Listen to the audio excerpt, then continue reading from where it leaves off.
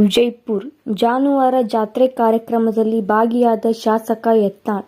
ವಿಜಯಪುರ ಜಿಲ್ಲೆಯ ತಿಕೋಟ ತಾಲೂಕಿನ ತೊರವಿ ಗ್ರಾಮದಲ್ಲಿ ಗುರುವಾರದಂದು ಸಂಕ್ರಮಣ ಸಿದ್ದೇಶ್ವರ ಜಾತ್ರಾ ಮಹೋತ್ಸವದ ಪ್ರಯುಕ್ತ ನಡೆದ ಜಾನುವಾರುಗಳ ಜಾತ್ರೆಯಲ್ಲಿ ವಿಜಯಪುರ ನಗರ ಶಾಸಕ ಬಸನಗೌಡ ಪಾಟೀಲ್ ಯತ್ನಾಳ್ ಭಾಗವಹಿಸಿದರು.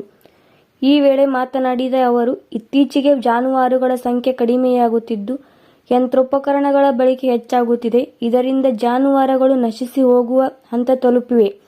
ಆದ್ದರಿಂದ ಜಾನುವಾರುಗಳ ರಕ್ಷಣೆ ಮಾಡುವಂತ ಮಹತ್ವ ಕೆಲಸವನ್ನು ರೈತರು ಮಾಡಬೇಕು ಎಂದು ಕರೆ ನೀಡಿದರು. ಅದಕ್ಕೆ ರೈತರು ಎಷ್ಟೇ ಕಷ್ಟಪಡಲಿ, ನೀವು ಟ್ರ್ಯಾಕ್ಟರ್ ಇಡ್ರಿ ಏನಾರ ಇಡ್ರಿ, ಒಂದು ಆಕಳ ನಿಮ್ಮ ಮನ್ಯಾಗ ಒಂದು ಕಟ್ಟುವಂಥದ್ದು ನೀವು ಪ್ರಾಮಾಣಿಕವಾಗಿ ಮಾಡಿದ್ರೆ ರೈತ ಜನ ಉಳಿಲಕ್ಕೆ ಸಾಧ್ಯ ಇಲ್ಲ.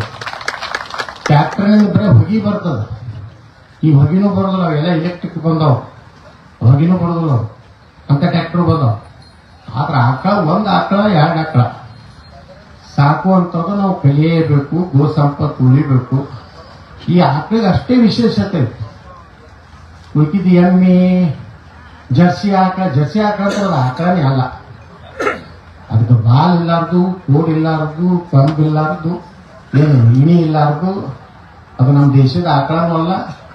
ಅದು ಏನೋ ಹೇಳ್ತಾರೆ, ಹಂದಿ ಇದ್ರದಿಂದ ತಯಾರು ಮಾಡಿದಂಥ ಒಂದು ಜಾನುವಾರು. ಅದು ಹಾಲು ಕೊಡ್ತದ. ಕ್ಯಾನ್ಸರ್ ಹೆಚ್ಚಾಗೈತಿ. ಯಾಕಪ್ಪ ಅಂದ್ರೆ ಎಲ್ಲರ ಮನೆಯಾಗ ಜರ್ಸಿ ಆಕಳು ಹಾಲನ್ನೇ ಕುಡ್ಲಾಕೈತಿ. ಕ್ಯಾನ್ಸರ್ ನೋಡ್ರಿ, ಒಬ್ಬೊಬ್ಬರು ನಾನು ಕೇಳ್ತೀನಿ, ಬನ್ನಿದಿಂದೆ ನೀರಿನ ಬಾಟ್ಲಿ ರೊಟ್ಟಿ ಗುತ್ತಿ ಒಯ್ದಾರ ಕ್ಯಾನ್ಸರ್ ಬರ್ತದೆ.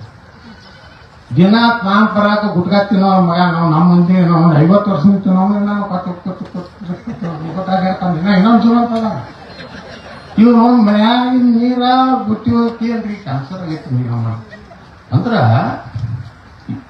ಆಹಾರದಲ್ಲಿ ನಾವೇನು ವಿಷ ತಗೊಳಕತ್ತೀವಿ, ದ್ರಾಕ್ಷಿ ಹೊಡೆದಿತ್ತು, ಔಷಧ ಎಷ್ಟು ಬಳಕೆ ಮಾಡಕತ್ತಿಲ್ಲ, ಗಿಡಗಳೊಳಗೂ ತಾಕತ್ತಿಲ್ಲ.